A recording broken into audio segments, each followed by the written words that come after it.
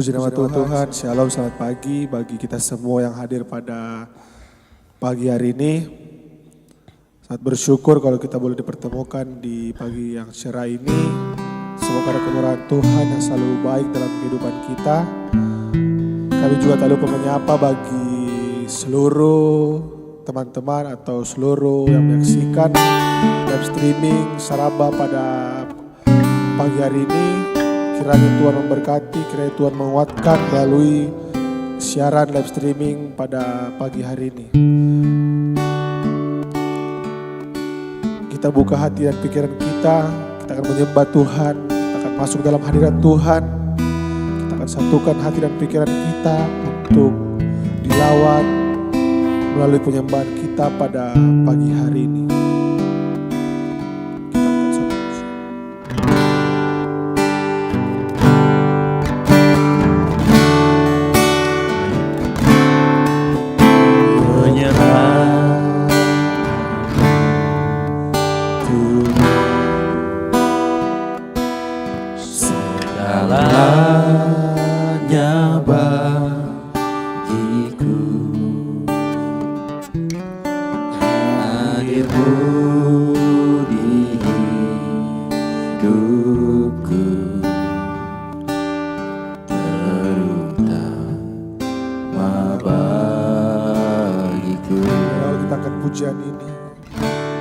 Penyertaan-Mu Tuhan,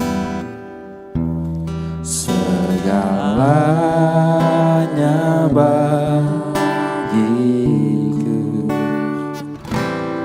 Hadir-Mu di hidupku,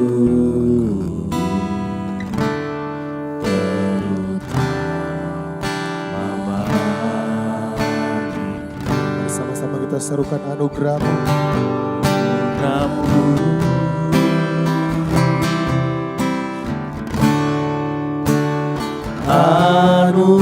Anugerah-Mu, semua karena anugerah-Mu, bukan karena kekuatanku.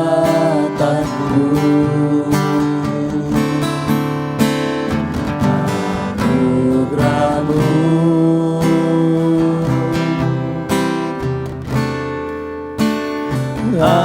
anugerah-Mu Tuhan,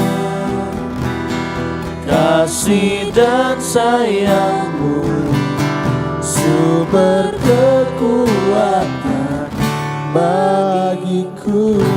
Dalam rangkaian pujian ini,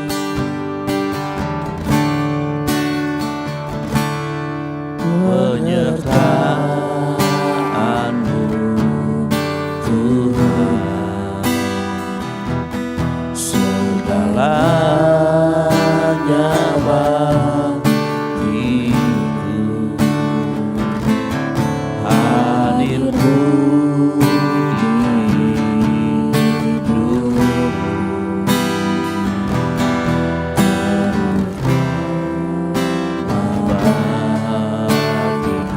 anugerah-Mu, anugerah-Mu,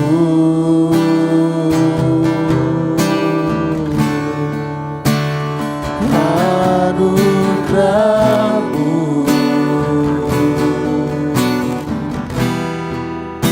semua karena anugerah-Mu, kekuatan kami ya Tuhan, bukan karena kekuatanku. anugerah-Mu Tuhan, Anugerah-Mu,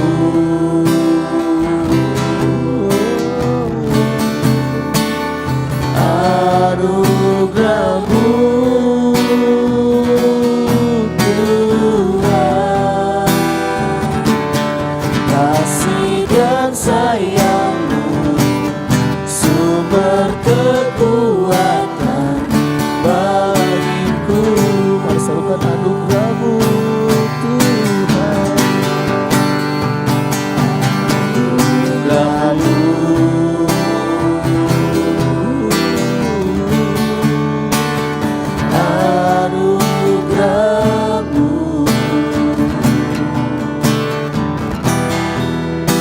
semua karena anugerah-Mu, bukan karena kekuatanku. Anugerah-Mu Tuhan,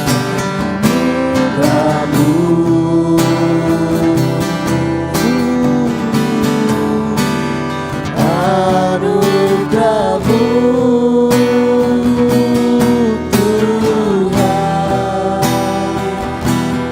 kasih dan sayang-Mu sumber kekuatan bagiku.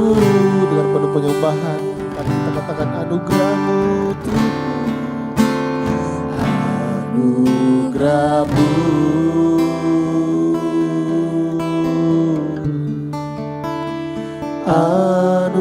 anugerah-Mu,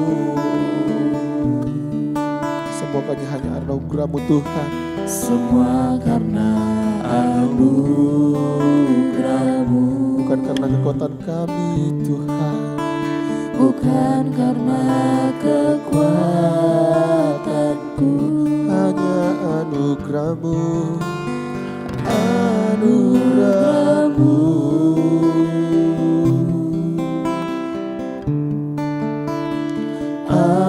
anugerah-Mu Tuhan, kasih dan sayang-Mu sumber kekuatan bagiku. Kasih dan sayang-Mu, kasih dan sayang-Mu sumber kekuatan bagiku. kasih dan sayang-Mu Tuhan. Kasih dan sayang-Mu sumber kekuatan bagiku. Kita sembah Tuhan, angkat suaramu, angkat penyembahanmu. Kasih sayang, amin.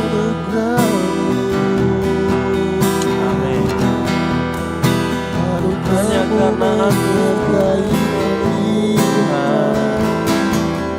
hanya karena kesetiaan-Mu bagi anak-anak.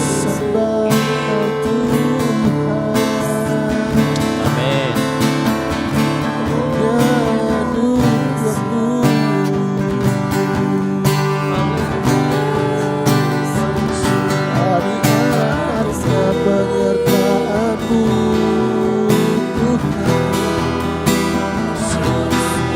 Terima kasih Mengucap karena anugerah-Mu. mengucap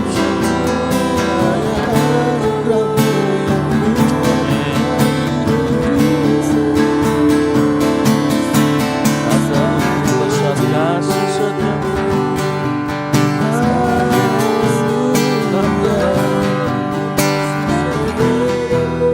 Terima kasih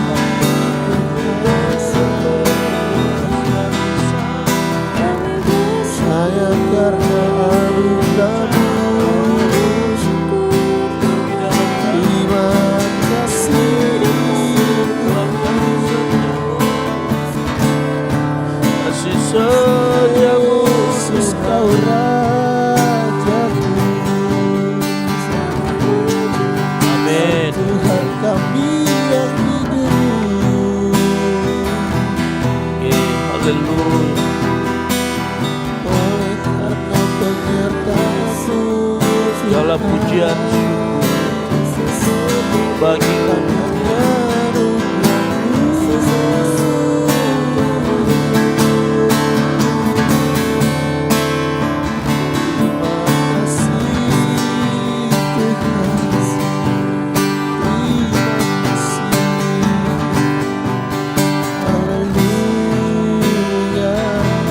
Amin. Syukurku kau kenakan bagimu.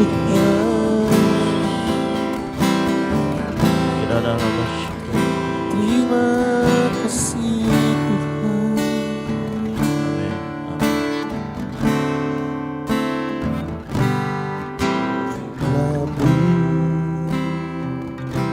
kasih ya Tuhan.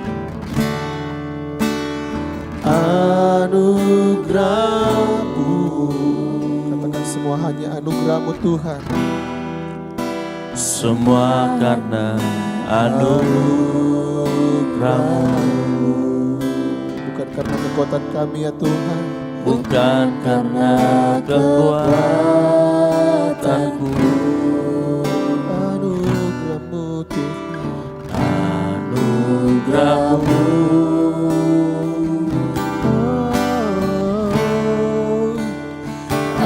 anugerah-Mu Tuhan, kasih dan sayang-Mu, sumber kekuatan bagiku. Angkat suaramu katakan anugerah-Mu Anugerah-Mu,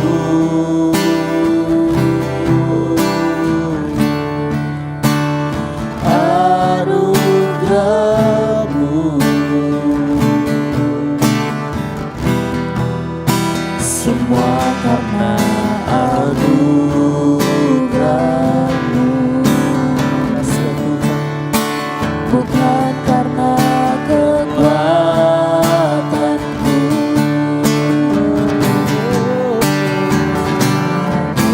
Anugerah-Mu,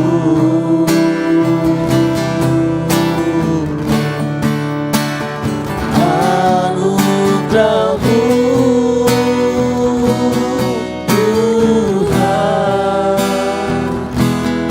kasih dan sayang-Mu, sumber kekuatan bagiku. Kasih dan sayang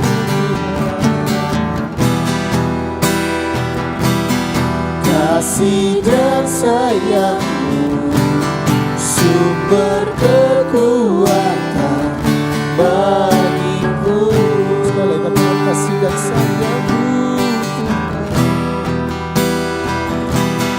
Kasih dan sayang-Mu, sumber kekuatan bagiku. Mari kita tunduk kepala, kita berdoa. Ucapan syukur kami naikkan pagi hari ini Tuhan, karena Engkau baik dalam kehidupan kami.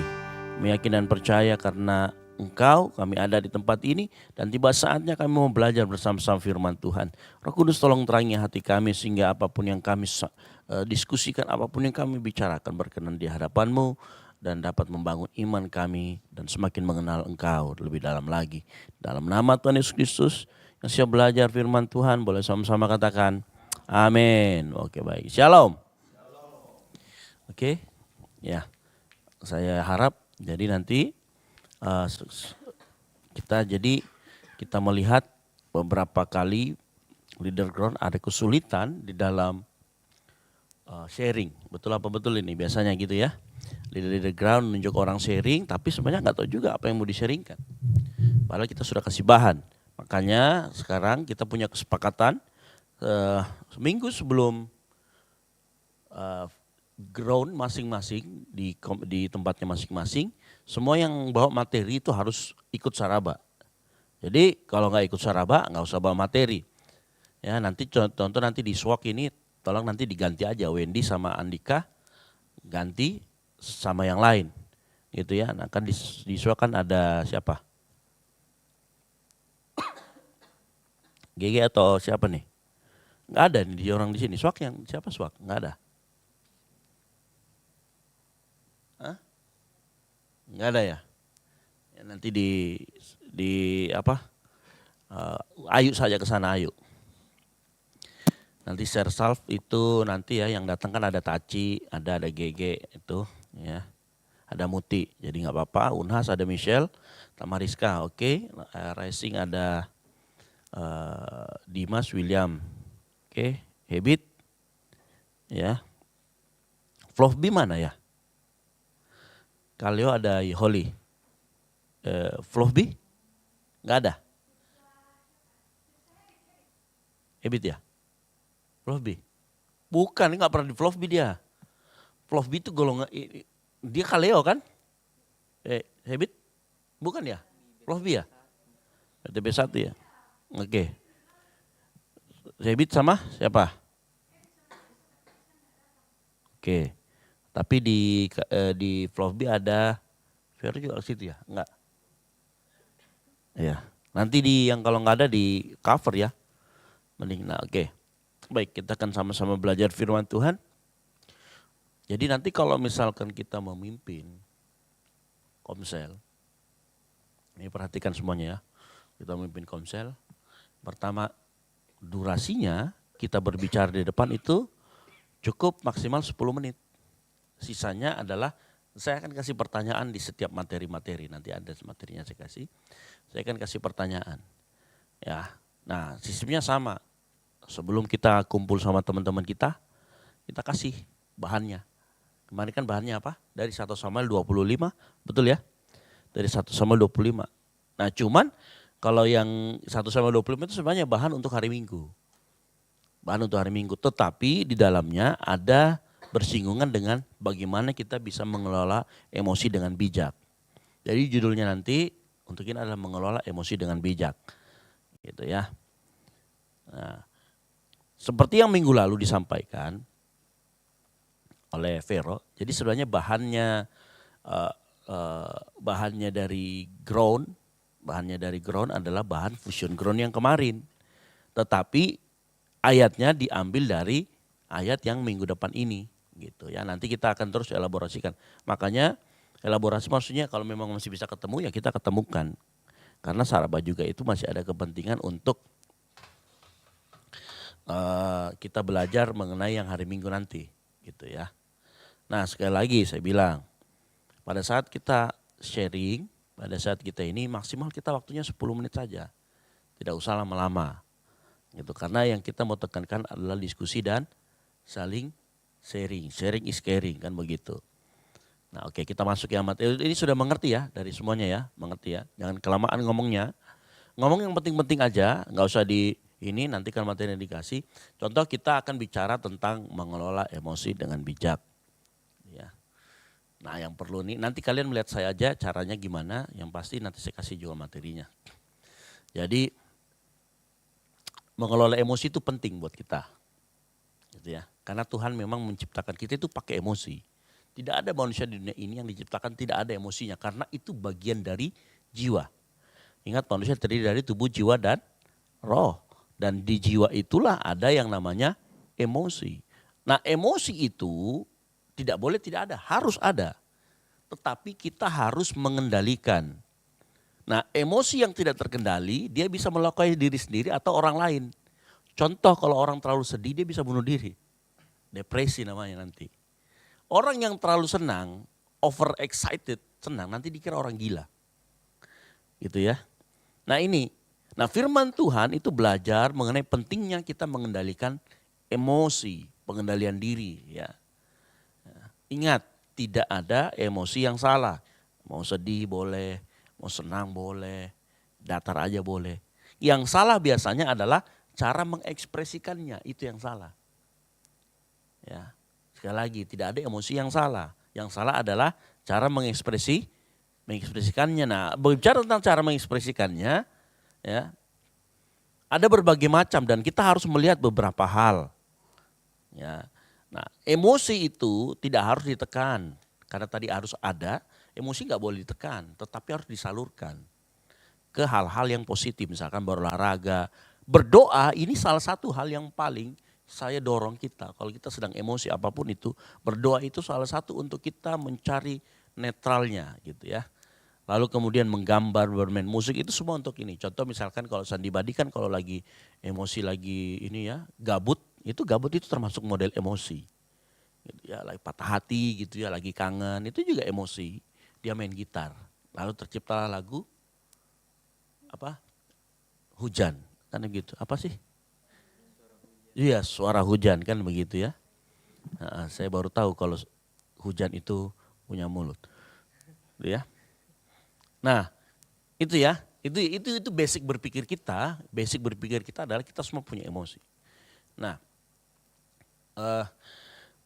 yang pertama mengelola emosi itu bisa dilakukan dengan cara begini. Mengelola emosi itu kita kan nggak bisa memilih orang di depan kita itu dia mau bicara apa ya. Kita nggak bisa larang burung itu lewat di atas kepala kita. Tapi kita bisa memilah yang mana bisa mampir, yang mana tidak bisa mampir. Yang mana bisa stay lama, yang mana tidak bisa stay lama. Artinya apa? Kita bisa memilah mana yang dimasukkan ke hati, mana yang tidak. Nah terkait contoh misalkan dalam pembacaan kita nih tentang Nabal dan Abigail. Gitu ya. Memilah mana yang bisa dimasukkan ke hati, mana yang tidak. Lihat. Cara merespon Daud waktu dia ketemu sama Abigail, kan kita sudah tahu ya ceritanya Nabal dan Abigail ya. Waktu Daud sudah marah, ini dia mau bantai satu keluarga, langsung datang si Abigail. Karena Abigail bagus orangnya, cara ngomongnya baik. Besok kita akan belajar mengapa Abigail ini S3 komunikasi. Abigail ini S3 komunikasi. Ya. Jadi dia ini pintar bagaimana dia mengelola komunikasi sama Daud. Sehingga Daud dia memilah yang mana yang bisa dimasukkan ke hati. Dan dia membuang kata-kata Nabal, dia memasukkan kata-kata dari Abigail. Nah artinya apa? Untuk mengelola emosi dengan baik kita harus bisa itu tadi. Memilah mana yang bisa dimasukkan ke hati, mana yang tidak. Amsal 4 ayat 23 berkata, jagalah hatimu dengan segala kewaspadaan karena dari situ terpancar kehidupan. Ingat, kita nggak bisa kontrol apa yang orang lain katakan terhadap kita. Tapi kita bisa memilah bagaimana kita respon. Jangan semua perkataan dimasukkan di dalam hati. Karena kalau semuanya dibawa perasaan, kita akan mudah tersinggung, marah atau kecewa. Contoh siapa? Nabal. Nabal itu tersinggung itu. Waktu datang pesuruhnya Daud minta jatah. Sebenarnya nanti kalau kalian belajar tentang hari penggulungan bulu domba, itu merupakan hari di mana buat bangsa Israel, buat orang-orang yang pengusaha, kan dikatakan itu kalau kita baca tentang Nabal itu pengusaha loh. Pengusaha kaya raya. Nah hari pengguntingan bulu domba itu merupakan hari panennya dia. Dan memang kebiasaan orang Yahudi, dia akan bikin acara besar-besaran. Untuk orang-orang di situ, untuk bersyukur, kemudian dia bikin acara minum-minum dan lain sebagainya makan. Nah karena itu panen, makanya Daud itu ngomong gini, mintakan bagi jatah kita. Jatah itu karena begini, waktu Daud ada di padang gurun Paran, dia itu yang jagain kambing dombanya termasuk gembalanya. Karena di sana itu rawan dengan yang namanya perampok, rawan dengan yang namanya binatang buas. Nah yang jagain itu pasukannya Daud. Jadi sangat wajar apabila nanti pada saat panen, memang orang-orangnya Daud punya jatah di situ. Dan Daud itu termasuk sopan, minta baik-baik. Jadi dia itu termasuk sopan. Nah cuman waktu dia minta baik-baik, ternyata Nabal ngapain? Maki-maki. Kan begitu. Ada dua orang di sini yang dia memasukkan semuanya dalam hati. Ya, pertama Nabal. Dimintain, pelit, ngomong sembarangan, nggak bisa kelola emosinya dengan baik di depan orang. Ya kalau orang bisa mengelola emosi dengan baik kan, mungkin dia secara diplomasi, oh gimana kalau Daudnya datang ke sini, apa atau gimana ya kan. Tapi kan nggak bisa mengelola dengan baik. Yang kedua, setelah pesuruh-pesuruhnya itu disuruh pulang, dia nyampaikan ke Daud. Daud juga nggak bisa mengelola emosi dengan baik. Dari mana kita tahu Daud nggak bisa mengelola emosi dengan baik waktu itu? Dia hampir membunuh satu keluarga. Which is, kan dia ada ditulis, ia adalah seorang Kaleb. Kaleb itu keturunan Yehuda. Sama, jadi sebenarnya Kaleb, Nabal sama itu satu suku. Sama Daud. Daud keturunan Yehuda juga. Dia satu suku itu. Daud juga hampir memusnahkan saudaranya sendiri. Karena kenapa? Karena laporan dari dia gak bisa kelola emosinya dengan baik. Nanti ketemu sama Abigail, baru dia sadar. Hampir dia melakukan namanya hutang darah. Hampir dia bantai satu keluarga. Nah itu lihat. Ya, mengelola emosi dengan baik, kita akan ini. Nah, apa yang dilakukan sama sama Abigail? Ya, jadi ingat pertama ya, apa yang harus kita lakukan kalau misalkan poin yang pertama, memilah mana yang bisa dimasukkan dalam hati, mana yang tidak, itu penting. Kalau kita tidak bisa memilah yang mana dimasukkan dalam hati, itu kita bisa repot. Ya. Nah, bagaimana cara kita bisa memilah yang mana bisa dimasukkan dalam hati? Kita punya satu value namanya empati. Ya, contoh, misalkan kalau ada orang marah-marah, teman kita sedang marah-marah. Kalau kita punya empati, mungkin kita akan bilang gini, mungkin saja dia lagi ada masalah sama pacarnya, makanya dia marah-marah. Itu empati namanya, mencoba memposisikan diri di posisi dia. Oh, mungkin dia lagi ada tekanan, itu namanya empati. Gitu. Itu ya. Sama seperti ini loh, sama seperti waktu Abigail ketemu sama Daud. Abigail itu waktu dia ngomong, dia posisikan dirinya, bagaimana ya kalau gue jadi Daud ya? Oh, jadi Daud itu lagi emosi. Kalau lagi emosi, maka dia harus diingatkan. Diingatkan tentang apa? Identitasnya. Coba nanti baca cara ngomongnya Abigail ya. Dia ngomong, engkau adalah calon raja. Jangan sampai gara-gara hal ini, posisimu di hadapan Tuhan atau posisimu sebagai raja, ini Tuhan bisa bergeser. Itu Tuhan ingat. Abigail ingatkan itu kepada Daud dan menariknya. Artinya Abigail bisa memposisikan dirinya seperti Daud. Makanya kata-katanya diterima dengan baik oleh Daud. Karena kenapa? Itu tadi. Si Abigail punya yang namanya empati. Ya, jadi memilah mana yang bisa dimasukkan ke hati, mana yang tidak. Itu penting buat mengelola emosi. Caranya gimana? Berempatilah sama orang. Semakin banyak kita berempati, semakin akan kita bisa mengerti bagaimana kondisi dan posisi seseorang. Yang kedua, berpikir rasional. Ya. Berpikir rasional. Artinya begini. Yakobus 1 ayat 19 sampai 20 berkatakan, hai saudara-saudara yang kukasihi, ingatlah hal ini, setiap orang hendaklah cepat untuk mendengar, tetapi lambat untuk berkata-kata dan juga lambat untuk marah. Sebab amarah manusia tidak mengerjakan kebenaran di hadapan Allah. Nah, ini adalah kemampuan untuk pause. Saat kita terpancing emosinya, kita harus berhenti sejenak. Berhenti sejenak itu memikir ulang, supaya kita ada waktu. Jadi kalau misalkan kita lagi emosi, entah itu nangis itu apa, coba kita tarik nafas sebentar, lalu kemudian kita berhenti sejenak, lalu tenang, supaya kita bisa berpikir rasional atau logis. Ya. Contoh, jangan sampai begini, pada saat kita lagi diskusi nih, berdebat, kita kepancing emosinya. Nah, pada saat kita kepancing emosi, bisa kita menyerang personal orang, padahal yang diserang adalah argumennya misalkan. Nah, di titik-titik seperti itu kita harus pause, berhenti sejenak. Bukan berhentikan rapat, tetapi diri kita. Tenang dulu, berhenti sejenak, berpikir logis. Ya. Nah, empati juga itu bisa membuat orang untuk berhenti sejenak. Oke, gue harus berpikir. Kenapa gue emosi? Kenapa saya bisa emosi? Itu namanya. Jadi berpikir rasional. Tadi apa? Memilah yang mana bisa dimasukkan dalam hati, yang mana tidak. Berpikir rasional. Semuanya itu didasari oleh rasa yang tadi empati. Memilah itu mengetahui posisinya. Kalau berpikir itu sejenak kita ambil waktu untuk berpikir. Mengambil waktu untuk berpikir tadi. Nah, yang ketiga, baru setelah kita bisa memilah, baru setelah kita bisa berpikir, baru kita mengekspresikan perasaan kita. Jadi tadi ada outputnya ada dua, inputnya ada dua. Kita harus memilah. Kalau bicara tentang input, kita harus memilah dan kita harus bisa berpikir rasional. Bukan berpikir sekedar main perasaan. Nah, ingat, saya sudah pernah pesankan begini. Jangan mengambil keputusan saat sedang sedih banget atau sedang senang banget. Karena keputusan itu pasti kau akan sesali. Ya, ini tanamkan sama teman-teman anak-anak di ground. Jangan mengambil keputusan ya di saat kita lagi marah banget, sedih banget, yang punya yang banget itu jangan. Lagi sedih, ambil keputusan. Ya kan? Gue gak mau kuliah lagi, hanya gara-gara mungkin apa dengan dosennya. Sedih itu, gak mau kuliah lagi.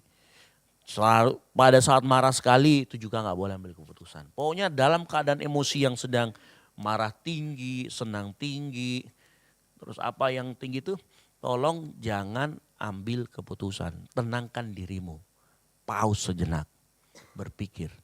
Dan kalau saya selalu menyarankan jangan pernah ambil keputusan apa-apa. Ya. Sama seperti Daud. Kan Daud kalau misalkan dia kan lagi marah tinggi tuh. Masalahnya dia langsung emosi. Dia mau bantai satu keluarga. Puji Tuhannya kita punya Abigail. Ya. Kalau itu tadi yang satu, yang nomor 1 dan 2 berbicara tentang apa yang input, yang terjadi karena inputannya, maka yang ketiga adalah mengekspresikan output, apa tuh outputnya atau perasaannya. Nah, mengekspresikan output juga ada dua. Yang pertama begini, tahu kapan harus serius, kapan harus bercanda. Ya, perkataan yang diucapkan tepat pada waktunya seperti buah apel, emas di pinggan perak. Amsal 25 ayat 11. Pengkhotbah 3 ayat 1, untuk segala sesuatu ada masanya, untuk apapun di bawah langit ada waktunya. Pengkhotbah 3 ayat 4, ada waktu untuk menangis, ada waktu untuk tertawa, ada waktu untuk meratap, ada waktu untuk menari. Jadi tahu kapan waktunya. Perasaan kita harus tahu kapan harus serius, kapan boleh bercanda. Jangan sampai teman kita lagi serius kita bercandain mulu. Nah, itu penekanan yang harus disampaikan kepada teman-teman.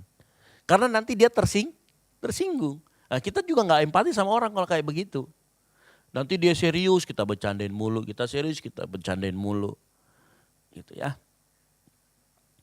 Gitu. Bah, Tuhan mengajarkan dalam hidup kita itu semua ada musimnya, ada waktu untuk menangis, ada waktu tertawa, ada waktu untuk berduka, ada waktu untuk menari. Demikian juga interaksi kita, ada waktunya, kapan waktu serius, kapan boleh santai, kapan bisa tertawa. Nah, empati, sekali lagi, empati itu membantu kita membaca itu. Ini orang di depan gua lagi sedih atau enggak sih? Itu dari empati lahirnya. Makanya basic value yang penting dalam kita belajar mengenai emosi adalah empati. Gitu ya. Jadi mengekspresikan output harus tahu waktunya kapan. Yang kedua, tahu tempatnya, di mana harus serius, di mana boleh bercanda. Coba bayangkan kalau kalian ketawa-ketawa, ada orang lagi berduka, ketawa-ketawa, hahaha, bercanda-bercanda, apa ya pantas? Kan enggak kan? Sedikit lagi diusir. Nah, penekanannya di situ. Kemarin kan meninggal pada Gembala GB Glow. Enggak mungkin saya sama Pak Peter sama Vero yang ada di sana bercanda-bercanda, ketawa apa ya kan? Itu kan tempatnya tidak proper di situ. Ya kan? Contoh misalkan apalagi pada saat waktunya misalkan di gereja misalkan kita pakai pakaian yang terbuka. Ah itu kan juga tidak pada tempatnya. Itu kan kita lagi mengekspresikan. Ada kan orang yang sedang pakai hot pants gitu ya, lagi kalau jalan-jalan, cewek atau misalkan laki-laki itu suka pakai katoan gitu loh, singlet gitu ya. Coba bayangkan lu kayak gitu pas lagi doa kan gitu. Cowok misalkan lagi doa. Kan? Nah, itu juga model dari harus tahu di mana kita bisa mengekspresikan diri kita dengan tepat. Coba bayangkan kalau seandainya Tama pakai di kolam renang pakai baju wedding, pakai baju ini bridal gitu ya kan, di kolam renang ini. Atau sebaliknya di tempat orang nikahan, lu pakai baju renang, pakai bikini gitu kan, apa nggak dianggap orang aneh ya kan? Jadi harus tahu tempatnya, benar atau tidak. Nah kemampuan ini kita harus kasih tahu sama teman-teman kita. Supaya di tempat di mana mereka berada, mereka bisa memposisikan diri dengan baik. Sebenarnya empati ini salah satu dari perwujudan perwujudan ikro namanya. Ikro itu bahasa Arab yang artinya membaca. Kita harus bisa membaca situasi. Nah, membaca situasi itu harus pakai yang namanya empati. Contoh misalkan, ini Ayu lagi marah, jangan lu bercandain, kan gitu. Naik tanduknya kan gitu. Kita udah tahu nih lagi naik tanduknya. Ini tanduk 7 atau tanduk 5 kan begitu kan. Kalau 7 ya jangan dibercandain. Karena nanti dia akan semakin marah. Dan kita gak tahu. Sebaliknya juga. Kalau pas bercanda, orang pas kondisinya lagi bercanda, kita semua ini lagi bercanda. Gak ada yang dibercandain secara personal. Gitu ya. Tapi tiba-tiba tersinggung. Itu artinya lu jangan baper. Nah kalau kita bisa menempatkan semua itu dengan baik, maka saya kasih tahu, maka kehidupan kita juga akan semakin bisa diterima oleh semua orang. Nah permasalahannya kan ada teman-teman kita kadang-kadang tidak diterima di circle ini. Jangan sampai kita tuh gak bisa menempatkan tahu diri. Kapan bercanda, kapan ini, di mana waktunya. Jangan sampai kita karena itu kita gak diterima sama orang. Gitu. Nah gimana kita mau menjadi terang kalau diterima aja gak bisa. Kan begitu. Nah kesimpulannya gini. Mengelola emosi adalah bagian dari buah roh, pengendalian diri. Artinya kita tidak bisa hanya mengandalkan kekuatan kita sendiri. Harus selalu minta pertolongan Roh Kudus supaya kita bisa berempati menguasai diri kita. Gitu. Nah itu poin di mana kita tahu Itu semua kan hal yang baik, tahu kapan, itu semua hal yang baik. Yang saya sebutkan tadi mengekspresikan emosi, hal yang baik. Tapi saya mau kasih tahu, kita tidak bisa lakukan itu tanpa kita punya pertolongan dari Roh Kudus. Nah di situ kita titik masuk poinnya, bahwa kita itu lemah. Nah oke, itu materinya. Ya seperti itu cara menjelaskannya nanti sama teman-teman yang lain. Nah kalau sudah menjelaskan begitu, kan 10 menit nih. Nah baru kita menjelaskan, baru ada pertanyaan. Nah pertanyaan ini yang akan kita sama-sama pagi hari ini, kita sama-sama sharing. Ya, ini sharing beneran kalau yang ini ya. Nah pertanyaannya yang pertama begini. Buat semua orang yang hadir pagi hari ini ya. Kira-kira apakah menurut Habit, menurut Taci, apakah kita sudah cukup bijak memilah perkataan orang lain? Silakan. Apakah saya ini sudah cukup bijak memilah-milah perkataan orang lain? Apakah saya, kalau misalkan ada orang bilang, ih kamu ini ya manja ya, langsung kita tersinggung kah atau bagaimana. Nah coba silakan. Adakah nggak pernah pengalaman ya, di mana waktu itu kamu salah paham sama orang karena tidak bijak memilih perkataan orang lain. Artinya kamu salah paham sama dia. Nah silakan. Ada yang mau bersuara? Itu pertanyaan pertama. Ada? Silakan. Ada nggak pernah yang salah paham sama orang?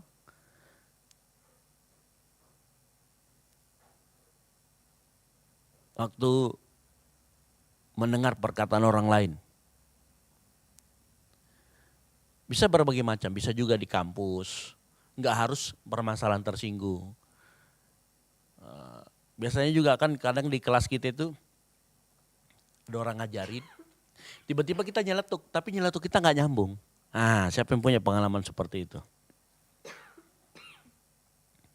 Silakan. Dipegang mic-nya.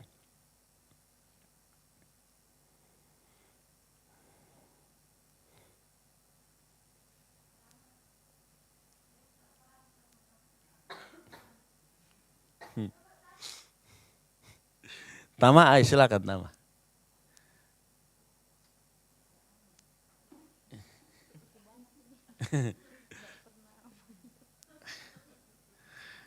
Apakah saya sudah cukup bijak memilah perkataan orang lain? Gitu. Yang lain boleh, ayo silakan. Gitu ya.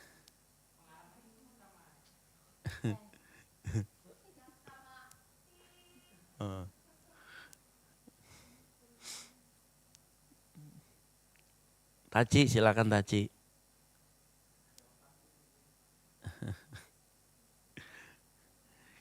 Silakan Taci. Kalau begitu saya tanyakan deh satu-satu deh. Kalau menurut Taci ini orangnya sudah bisa cukup bijak tidak memilah perkataan orang lain? Ini ada 4 pertanyaan. Ya, silakan dijawab. Menurut Taci nih. Kalau kasih naik dulu mic-nya, sudah. Sudah ya? Belum dong. Kalau menurutku secara pribadi, saya biasa untuk memilah perkataannya orang lain itu tergantung emosiku, Kak. Wah, ini yang bahaya nih. Nah, lanjut terus. Kayak misalnya kalau misalnya lagi drop sekali emosiku, pasti apa yang dikatakan sama orang lain itu pasti kuanggap negatif. Biasanya begitu. Berarti diterima semua? Tidak terima semua sih, Kak. Tapi kan maksudnya gini, kamu kan terima tuh, tapi anggapnya negatif. Kan kita gini, ada orang ngomong, pasti kita terima. Either itu negatif, itu positif gitu loh. Ngerti kan maksudku ya? Berarti kamu terima semua dong kalau begitu? Awalnya aku terima semua, tapi yang tadi Kak Ezra bilang, kalau misalnya biasa Ji, kalau aku kan kayak berhenti sejenak, berpikir dulu. Kemudian pahami apa yang maksudnya orang bilang begitu. Kayak apa ya? Supaya jangan terlalu dipikirin kenapa, ya. Supaya tidak terlalu dipikirkan kalau saya. Oke, berarti Taci sudah cukup bijak lah ya memilah perkataan-perkataan orang lain. Dimas silakan. Lompat ini nggak berurutan, suka-suka saya. Tes. Ya. Eh, Apakah Dimas sudah cukup bijak memilah perkataan orang lain yang Dimas dengarkan? Atau pernah punya pengalaman? Silakan. Kalau saya pester kadang bisa, kadang tidak. Tergantung orang itu cara penyampaiannya bagaimana. Misalnya kayak dia konteksnya bercanda. Nah, terus kayak candaannya itu saya kayak kayak terima begitu kayak kayak bagaimana nih? Misalnya dia kayak bilangi kata-kata yang bisa buat saya tersinggung tapi dengan candaan. Terus candaan itu bisa saya terima.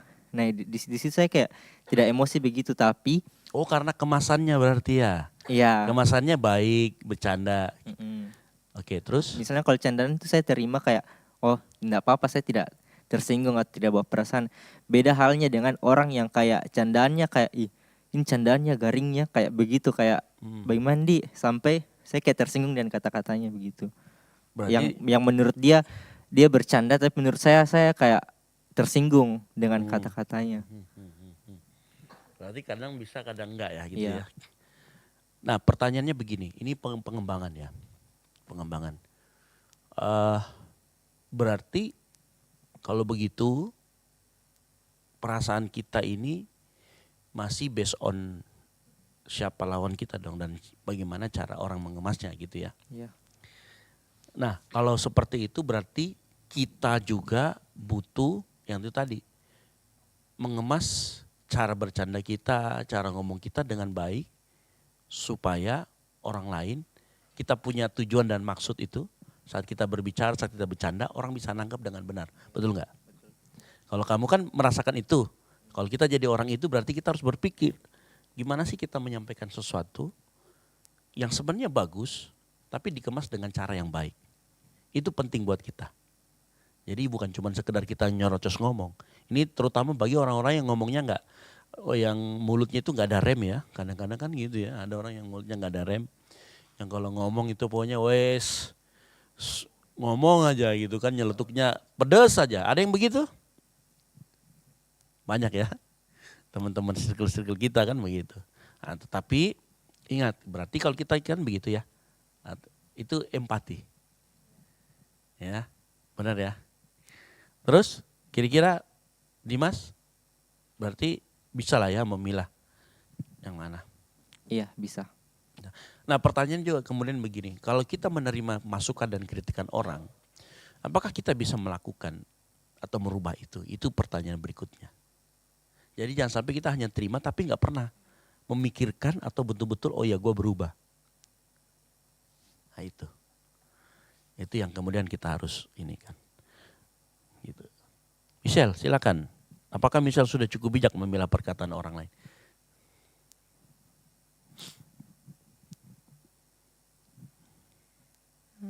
Kalau dari saya sendiri, saya pribadi kayak sepertinya belum bijak dalam memilah perkataan orang lain. Karena balik lagi, mungkin saya merasa empati saya kurang kayak, saya belum bisa membaca situasi. Jadi kayak terkadang saya ada pengalaman yang kayak saya bertanya baik-baik tapi mungkin saya tidak baca situasinya apa yang sedang terjadi saat itu. Oke. Terus mendapat lemparan jawaban yang kayak menurutku tuh Ketus.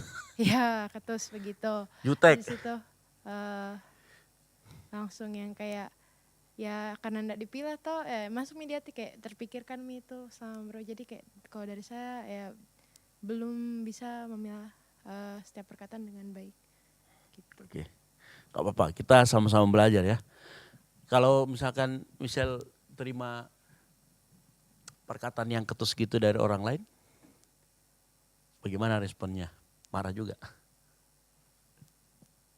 Gimana Kak Ezra? Waktu itu, pengalamannya waktu itu. Marah balik, hubunganmu sama orang tersebut gak enakan kah atau bagaimana? Ya bisa dibilang nggak yang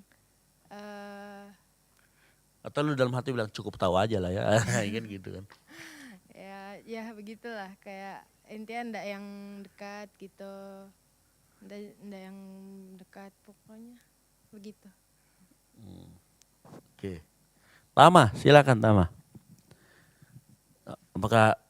Apakah Tama sudah cukup bijak memilah perkataan orang lain? Apakah Tama ini cepat tersinggung kah atau tidak? Menurutmu bagaimana diri sendiri?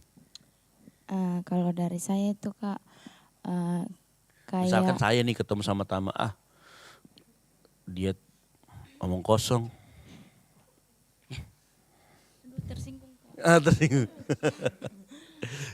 Nah, gimana? kayak ini kadang tergantung pada situasi di mana saya berada begitu. Kalau kayak pas situasi yang harusnya kita harus serius baru, tapi teman-teman kita bawa bercanda baru kita kasih masukan untuk seperti contohnya dalam kerja kelompok. Harusnya kan itu situasinya kalau kerja kelompok serius. Ada waktunya bercanda tapi situasi yang serius, tapi dia kasih bercanda. Terus waktu kita bilang kamu bisa serius, tapi dia ndak bisa terima itu. Kadang dia bilang begini, jangan hidup jangan terlalu serius-serius banget begitu. Kadang langsung kadang diam dulu, ndak bilang apa-apa, tapi di dalam hati saya bilang, oh next bakal lebih memilih orang untuk kerja kelompok yang baik begitu. Memang kita bisa menentukan kelompok kita ya? Iya. Sekarang itu bisa tergantung circle. Oh, gitu ya, oke. Tapi Tama pernah nggak tersinggung sebenarnya sama perkataan orang, tapi orang itu nggak merasa tersinggung?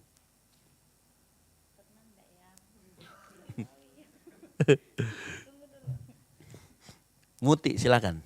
Pernah enggak rasa ada orang ngomong nih kayak bercanda, tapi menurut gue itu jelek banget gitu, tapi dia kok biasa-biasa aja ya. Oke, pernah. Mungkin bisa di sharing waktu itu Muti itu gimana kejadiannya? Pernah Pester, kejadiannya tuh gimana ya? Di kampus. Nyala nggak mic-nya ya? Oke. Pernah Pester, kejadiannya tuh di kampus. Sama pacar bukan? Enggak. Oh enggak ya. Jadi omongannya tuh agak kasar. Agak kasar, tapi mungkin orangnya juga dalam keadaan sedang tidak baik-baik saja, sedang emosi. Jadi di situ Muti lebih memilih untuk rasa tersinggung dan memilih untuk sedikit menjauh, menghindar begitu, Pester. Menjauh selamanya atau menjauh hanya saat itu kan begitu? Hanya saat itu saja. Hanya saat itu saja. Menjauh hanya saat itu saja. Terus nanti kalau Muti sudah bisa mengendalikan diri, baru Muti datang lagi ke dia. Terus kayak minta maaf Kak Jua, Pester, karena mungkin ada juga perlakuanku yang buat dia marah sampai mengeluarkan kata-kata kasar itu yang buat Kak Jua tersinggung. Oke, pertanyaan saya begini, apakah orangnya memang seperti itu atau hanya baru-baru kali ini dia seperti itu? Itu yang pertanyaan kita. Mungkin karena orangnya enggak terlalu dekat juga sama saya, Pester, jadi baru kali itu saja. Baru kali itu dia seperti itu. Jadi bukan, kan kita bisa gini nih, misalkan kita bisa, ini bukan gosipin orang ya, tanya sama orang pendapatmu tentang dia gimana sih, emang dia orangnya pemarah ya? Ternyata oh enggak kok, dia enggak pemarah, dia memang baru-baru kali itu aja. Mungkin sama kau gitu, sama dia kau dikasih begitu, karena dia suka kok, bisa jadi kan. Bisa jadi, nah maksud saya begitu ya. Jadi jangan sampai itu hanya sekali-sekali itu aja dia begitu. Pernah suatu kali begini, kan kita main musik nih. Main musik ada pemain bass baru nongol, jebret, baru dia habis audisi kemarin lolos. Kebetulan saya main keyboard. Tapi lagu penyembahan dipasangin ghost note sama dia. Woi, sepanjang lagu ghost note itu kayak lagu terus ghost note-nya dia jelek. Jadi kayak lagu dangdut. Bayangkan lagu penyembahan jadinya lagu dangdut. Kutegur di MD-nya. Bro, jangan ghost note terus, yang biasa aja. Gitu. Dia ingat tuh. Sampai saya mau pindah ke Makassar, dia ingat tuh. Dulu Kak Esra itu, dia tegur saya pertama kali main bass, dia tegur saya gitu. Nah itu juga apa ya, buat dia saya memposisikan gitu kan, cuma dia baru pertama kali ketemu ya. Ya, jangan sampai kan kita baru pertama kali ketemu orang, kita mendapatkan perlakuan seperti itu lalu kita menggeneralisasi. Juga kita waspada. Makanya coba tanya sama orang. Banyak kan tahu, emang orangnya begitu kah? Atau dia cuma sama saya aja begitu, itu juga penting. Untuk kita mengetahui secara objektif bagaimana orang lain, itu bagaimana ini, gitu ya. Nah kalau kita bisa tahu, kita bisa mengerti kemudian letak kesalahannya atau letak di mana jeleknya itu ada di saya atau di dia. Yang tidak bisa mengendalikan diri saya atau dianya. Nah kalau dianya nggak bisa mengendalikan diri, kamu jangan ambil hati. Gitu ngerti maksud saya? Kalau dianya memang, kebetulan dia itu lagi emosi tinggi aja, orangnya nggak gitu, orangnya baik kok. Ya berarti kita jangan ambil hati waktu ditaat itu. Karena nanti kalau kita ambil hati terus, sakit hati nanti kita. Atau trauma sama orang itu. Ngerti ya? Jadi pada saat kita juga bagi sharing, kita juga kasih tahu. Gitu. Oke? Nah, itu pertanyaan pertama. Oke, pertanyaan yang kedua. Ini sama nih. Jadi nanti kalau di ground tunjuk aja. Gitu. Menurutmu kamu orang yang bisa gini nggak? Kan gitu. Based on pengalaman aja. Gitu. Yang kedua, apakah saya sudah tahu kapan harus serius dan kapan bisa bercanda? Nih, tenang aja nanti saya kasih materinya. Gitu. Ya. Mungkin silakan William. Apakah William sudah tahu kapan harus serius dan kapan bisa bercanda? Pernah enggak ada orang atau misalkan ini, pernah enggak waktu gue lagi ngapain, gue ini serius. Tapi orang itu bercandain atau kebalikannya, gue bercandain dia serius. Sehingga saya itu dianggap suka main-main atau saya dianggap terlalu serius. Pernah enggak? Silakan William.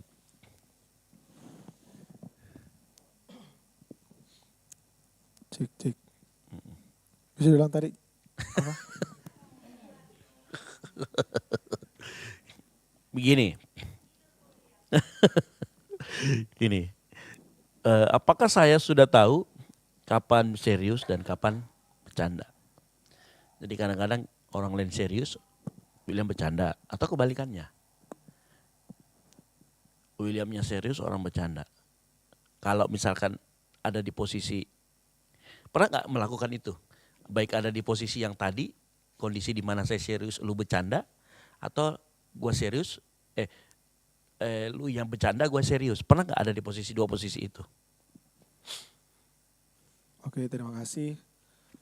Kalau berbicara soal yang seperti itu, kalau pribadi saya, kehidupan saya ini terlalu banyak bercandanya. Kalau berbicara soal seriusnya itu pada saat hal-hal yang betul-betul pribadi saya membutuhkan yang namanya keseriusan. Kalau soal bercanda, kalau soal bercanda, saya yang masih sangat-sangat dibilang kurang lah bisa memposisikan diri, menempatkan diri di mana kita bisa serius, di mana kita bisa bercanda. Tapi yang saya mau katakan di situ kalau bercanda saya itu dalam artian kata untuk menghilangkan satu ketegangan atau cara tersendiri lah. Jadi mungkin itu sudah menjadi bawaan atau sudah jadi kebiasaan dari dulu. Jadi setiap apa-apa mau menghadapi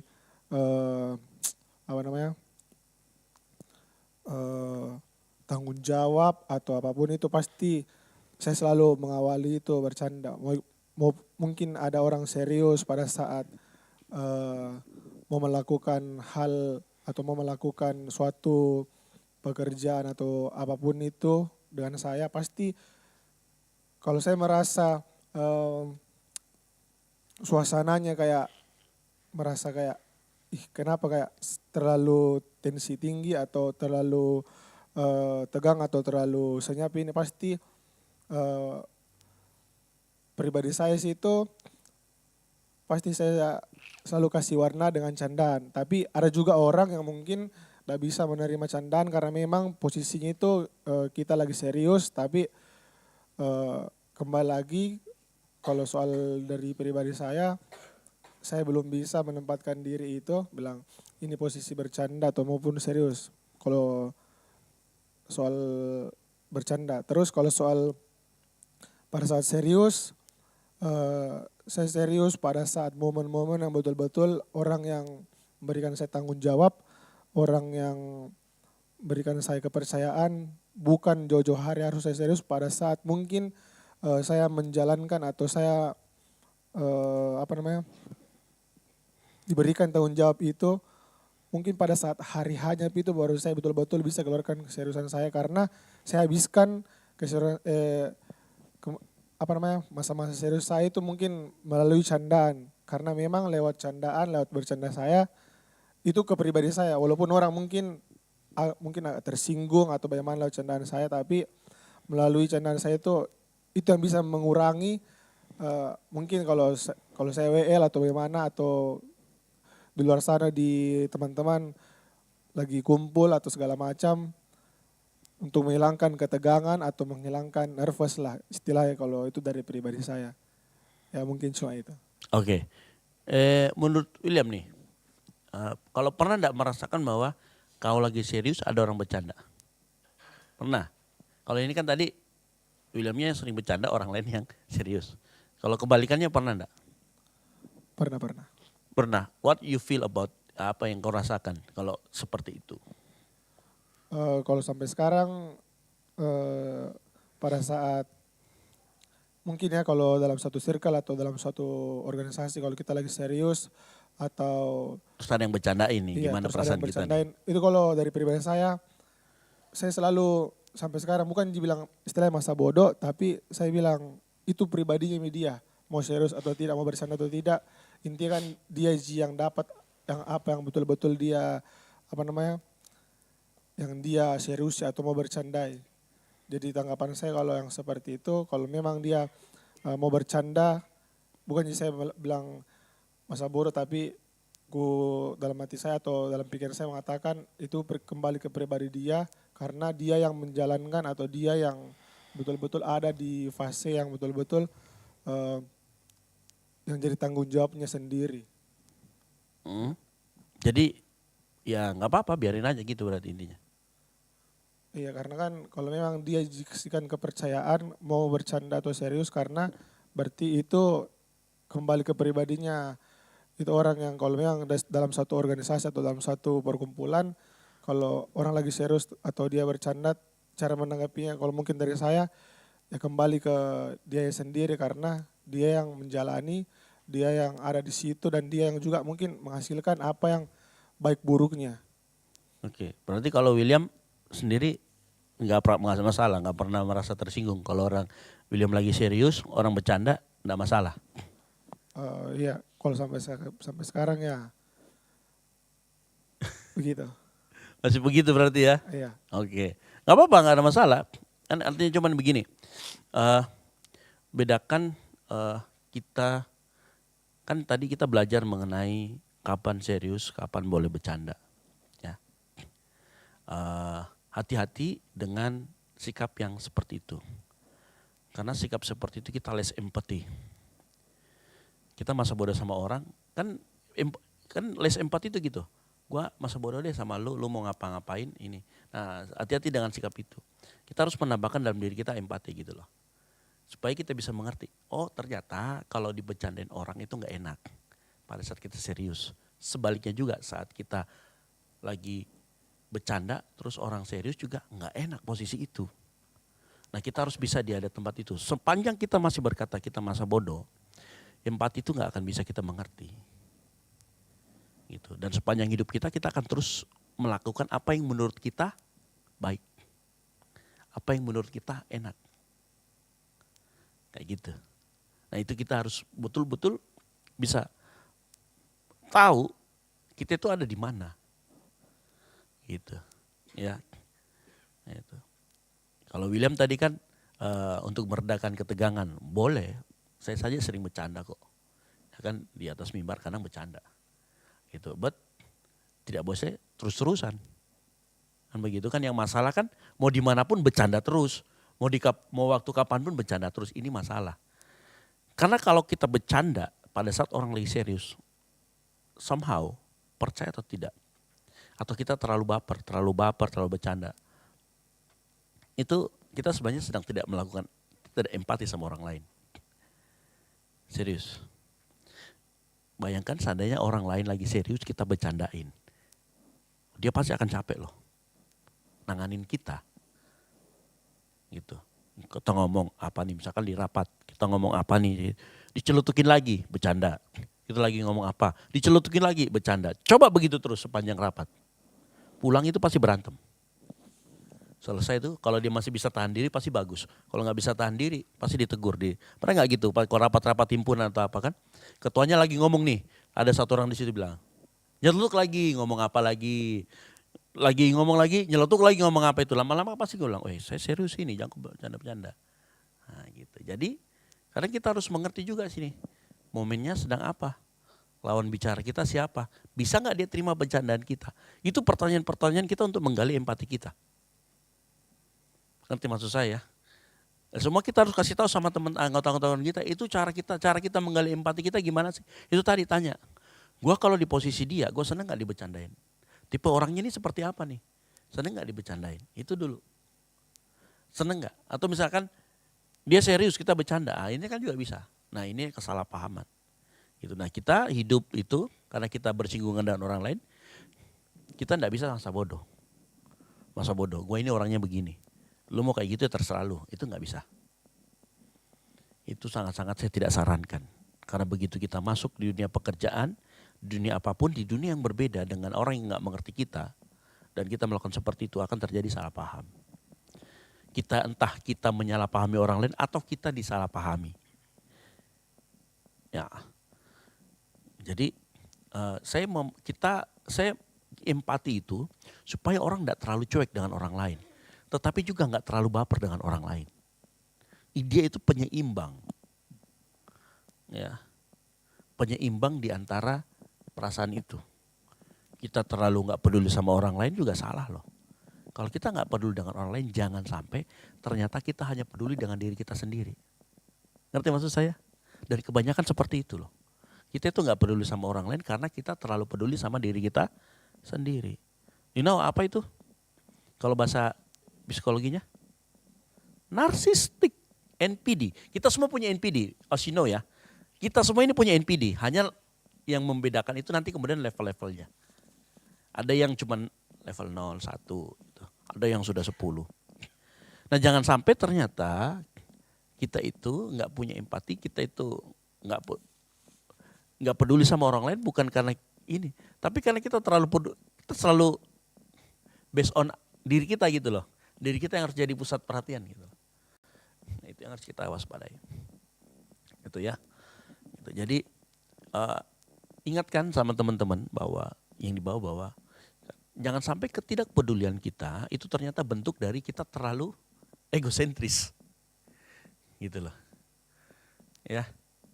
Oke, jelas ini ya. Jadi jangan sampai ketidakpedulian kita gak bisa empati, ternyata karena kita terlalu peduli sama diri sendiri, sampai gak bisa melihat orang lain. Karena kalau kita gak bisa melakukan itu, maka kita gak akan tahu kapan waktunya bercanda, kapan waktunya serius, kapan waktunya kita tempatnya di mana, waktunya di mana, orang yang kita hadapi seperti apa. Gitu. Ya, saya cerita sedikit ya, saya di kantor itu menghadapi berbagai macam umur. Ada yang junior di bawah saya jauh, masih umur 25 ya, seumuran kalian masih banyak. Tapi ada juga senior, yang umurnya itu sudah hampir 55, sudah mau sedikit lagi pensiun. Ya, sama bawahan kita karena kita bercanda. Saya kalau di kantor itu orang yang senang bercanda. Tapi bercandaan saya manis. Manis itu landing page-nya enak. Misalkan kemarin nih, kita kumpul begini ya. Kita semua sudah nikah nih, hanya satu orang yang belum nikah. Terus atasan itu umur 50-an lah. Dia ngomong gini, ya saya, dia orang Jawa kan, terus ngomong gini, saya harapkan semuanya ini hati-hati ya dengan judi online. Apalagi yang suka-suka menyendiri itu ciri-ciri orang yang sudah kena judi online, pinjaman online. Ya kalau sudah ada teman-temannya yang menyendiri, tolong itu diperhatikan. Saya langsung nyeletuk gini, iya betul Pak, saya sekarang agak belakangan ini memperhatikan dia nih karena dia masih sendiri. Kan menyendiri kan, jadi masih sendiri gitu loh. Tapi karena kita suasananya itu lagi melantai, saya lihat suasana lagi melantai, kita sambil makan, kan saya bercanda gitu, iya Pak, saya sering perhatikan dia Pak, karena dia masih sendiri Pak, belum nikah-nikah, kan gitu. Ada, nah, itu kita tahu kapan, gitu. Tapi di saat yang sama, atasan saya ngomong begini, iya harus hati-hati ya dengan pinjaman online, gini. Terus saya langsung ngomong gini, saya tambahkan Pak, boleh enggak? Apa itu ya? Kan kejadian kemarin, ada teman saya, adiknya itu yang meninggal yang ASN, gara-gara judol, gini. Oh iya maksud saya judol, bukan, dia nyeletuk gitu. Maksud saya judol bukan pinjol yang tadi, padahal dia ngomongin pinjol. Nah itu saya serius, waktu itu saya ngomong itu saya serius. Jadi kita tahu ngatur kapan kita serius, kapan kita enggak. Itu ilmu yang penting buat kita, gitu ya. Gitu. Oke, pertanyaan ketiga. Apakah saya atau kita itu sudah tahu bagaimana bersikap di setiap tempat? Ya, apakah kita itu bisa tahu nggak sih bersikap di semua tempat? Habit, silakan. Apakah habit kira-kira sudah jadi orang yang tahu nggak bagaimana bersikap itu di semua tempat? Contoh misalkan di tempat orang perkabungan, gimana gestur kita, pembawaan kita, gitu. Apa? Pakai mic. Apakah habit tahu bagaimana bersikap di setiap tempat? Habit kalau misalkan kemana gitu, bisa tahu nggak, oh ini tempat untuk no bercanda, oh ini tempat untuk serius, oh ini tempat untuk kita itu begini. Ya, habit bisa, sudah bisa sampai di titik itu, bisa memilah-milah.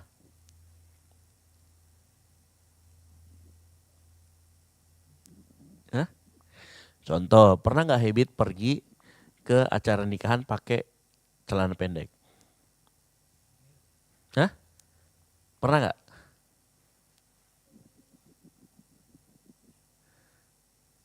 Orang nikahan dia biasanya pakai baju apa? Hah? Batik, ya, kemeja, ini. Pernah nggak pakai celana pendek gitu ya, kaosan? Pernah? Pernah? Oh, coba cerita dulu.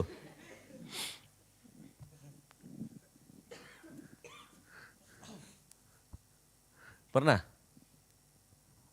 Coba cerita dulu.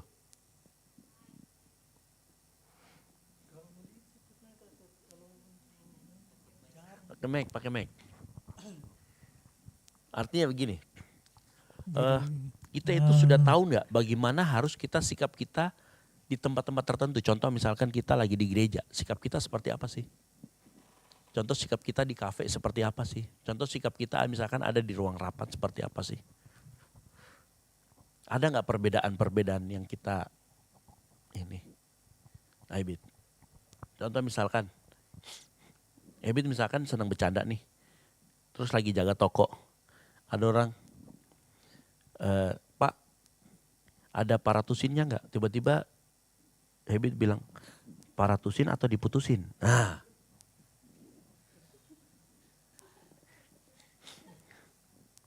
padahal itu kan lagi di tempat kerja nih, orang lagi mau beli nih.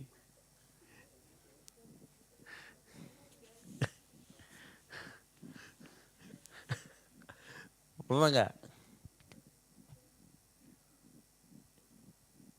Gimana habit?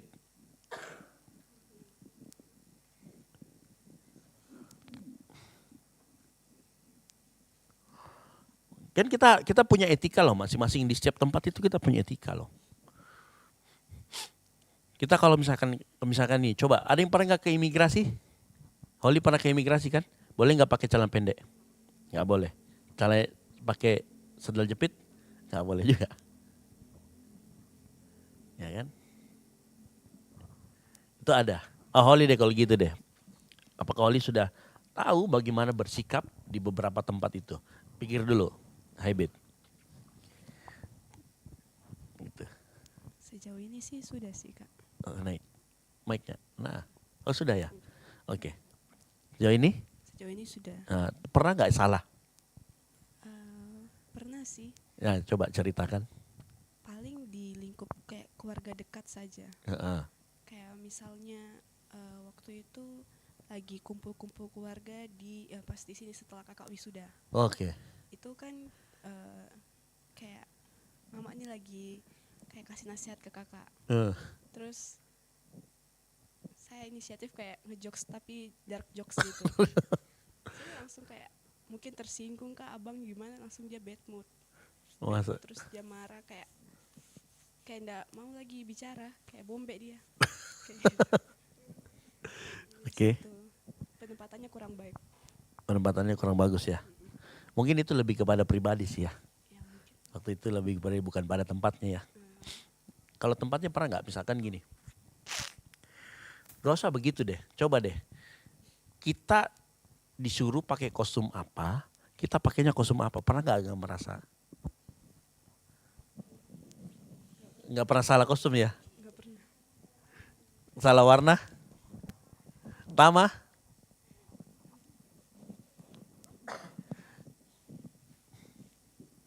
Ada? Atau pernah enggak? Salah tempat itu begini. Harusnya kita pakai training. Cuman kita pakainya formal banget gitu loh. Padahal ini mau olahraga nih. Pernah? Silakan Tama. Apa? Habit? Pernah?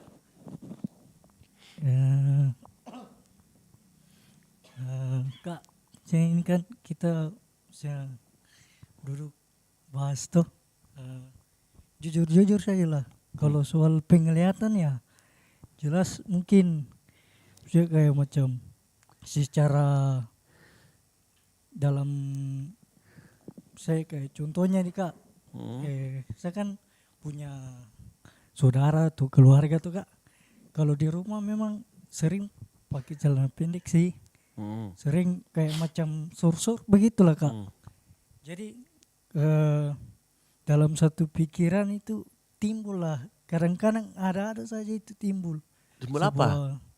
Pikiran yang aneh-aneh lah. Maksudnya kayak ya, otomatis kalau kita kan sebagai laki-laki itu bisa dibilang kayak mana nih, tidak luput dari sebuah nafsu Kak. Jadi kalau bicara kalau soal penglihatan ya mungkin secara laki-laki ini salah kostum sih, maksudnya ya. Oke. Kalau kita kalau mau bicara soal jaga mata sih sudah tidak bisa lagi Kak. Karena memang perempuan minta maaf Kak, minta maaf iya, untuk iya, jadi iya. bukan semua apa tidak. Khususnya kita ini dalam keluarga ataupun di luar mungkin bisa lah, tapi kalian sendiri yang mengotori mata laki-laki begitu. Bukan apa sih Kak, cuman kalau di dalam rumah itu betul. Terus kalau kita dalam keluarga itu dalam rumah. Kadang-kadang gini, kita perlu tahu yang mana keluarga inti, yang mana bukan. Jadi jangan sampai nanti kalau bukan keluarga inti ya, jangan sampai kita kan biasanya gimana gitu ya. Coba lu bayangin kalau kita sarapan nih saya pakai celana pendek gitu kan. Celana pendek gitu. Terus habis itu misalkan kita keseringannya nih kalau di keluarga kan pakai singlet gitu ya. Cewek yo pakai singlet gitu. Ini kan agak kurang proper gitu ya. Itu cara berpakaian ya. Gitu, cara berpakaian yang sebenarnya berarti selain tempat juga kita harus tahu kita berhadapan sama siapa. Contoh kalau di rumah nih. Kalau di rumah pas ada tamu kan nggak mungkin kita pakai celana pendek ya kan. terima tamu pakai celana pendek gitu kan, silakan duduk kita ngobrol pakai celana pendek. Karena agak kurang proper. Saya pun kalau terima orang di bawah, kecuali kalau anak-anak yang sudah sering di ini ya, misalkan datang siapa jemaat atau siapa, saya usahakan pakai celana panjang atau celana di bawah lutut. Kalau memungkinkan untuk ganti. Gitu. Itu kita perlu tahu juga tempatnya di mana. Gitu. Itu semua melatih kita lah. Gitu. Pak Peter mungkin pernah pengalaman?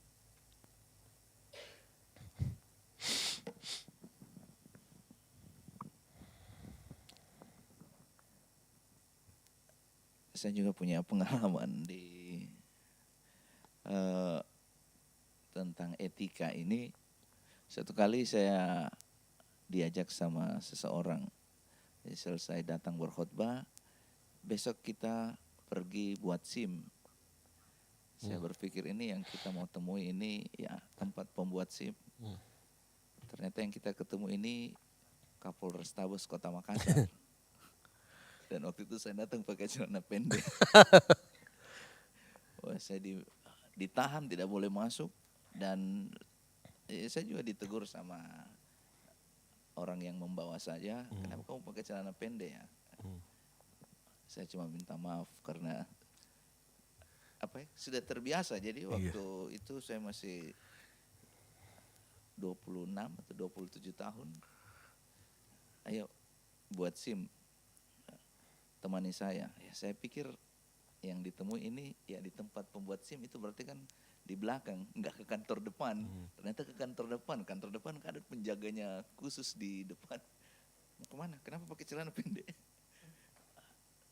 Tapi karena ada perintah dari atas, suruh masuk saja. Nah, di atas baru saya dinasehati. Dan saya juga waktu itu belajar, mungkin karena waktu itu saya masih saya kemana-mana senang dengan celana pendek. Menurut saya simpel gitu. Tapi ada tempat dan waktu yang saya harus perhatikan. Dan seperti tadi yang disampaikan sama KS, sangat penting itu dengan siapa atau di mana kita akan bertemu dengan seseorang. Kalau acaranya itu formal, ya kita harus memperhatikannya. Ada satu hal juga yang saya belajar dari apa yang kita sedang sharingkan pagi ini, bahwa kalau ada seseorang yang dia mudah tersinggung tentang satu hal, misalnya kita lagi bercanda, ternyata dia tersinggung dengan candaan kita. Saya di situ mempelajari hal ini. Mungkin bagi kita candaan itu nggak penting, tapi bagi dia itu penting. Contohnya tentang waktu nih. Kita sedang, ya nggak apa-apa lah telat sedikit. Kan macet tadi. Tapi menurut orang itu sangat penting. Langsung dia marah gitu. Dan saya belajar, saya harus memperhatikan hal itu, memiliki empati di dalam diri saya.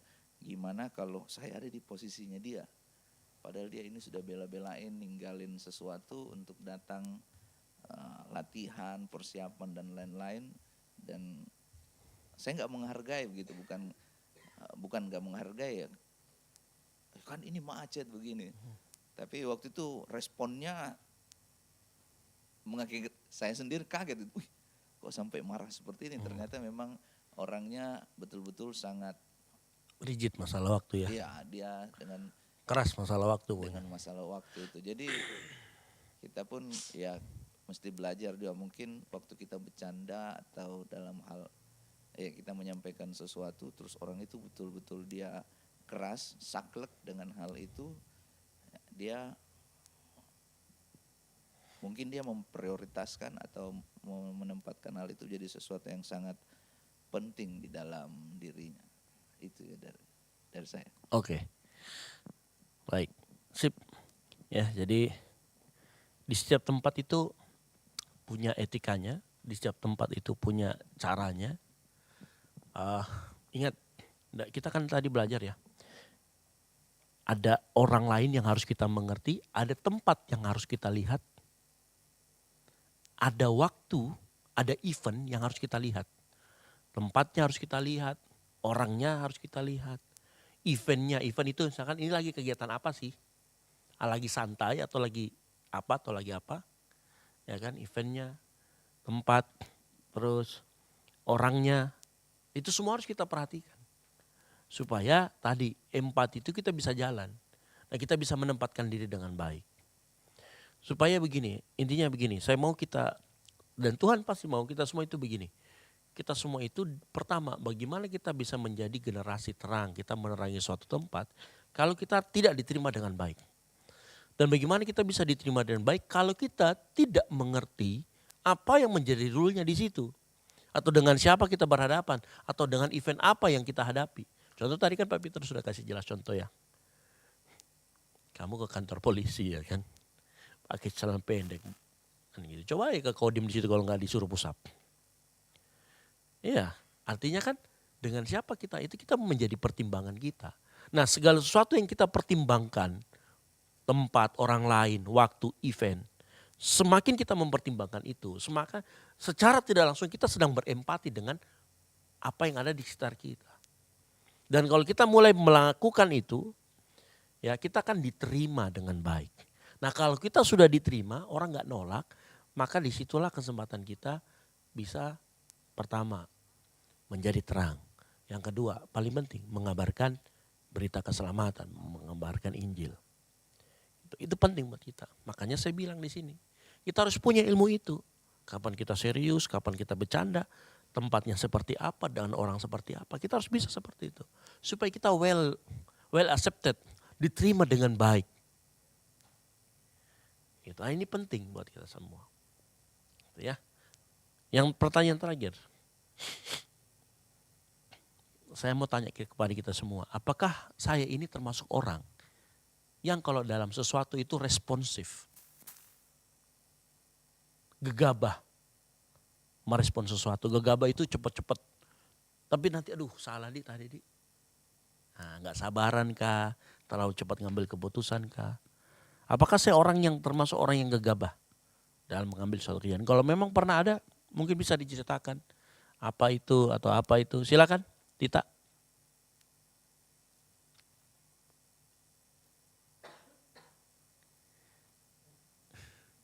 Apakah Tita termasuk orang yang gegabah dalam merespon sebuah kejadian atau seperti apa?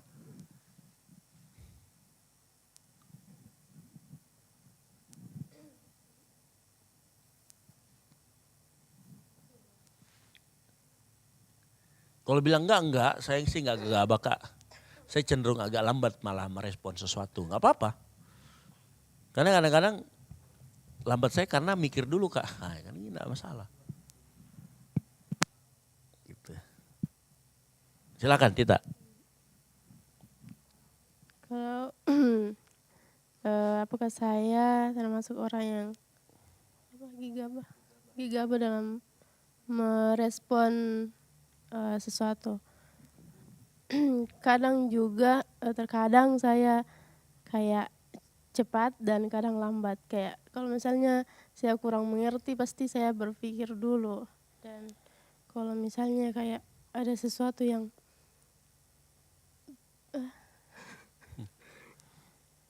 kayak penting, kayak kadang juga kayak gegabah dan ambil keputusan yang salah.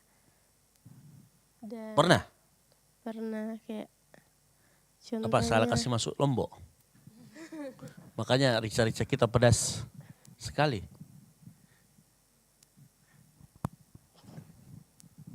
Gimana Tita?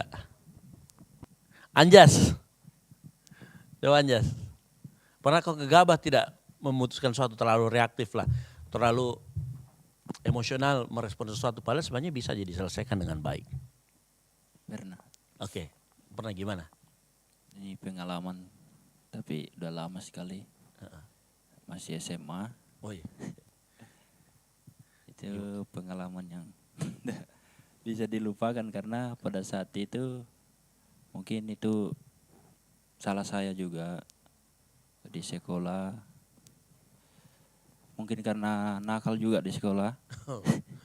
Jadi pada saat itu hampir tidak dikasih naik di kelas saat pembagian rapor, tapi pada saat itu saya mengambil keputusan dan keputusan yang saya ambil ini sangat salah.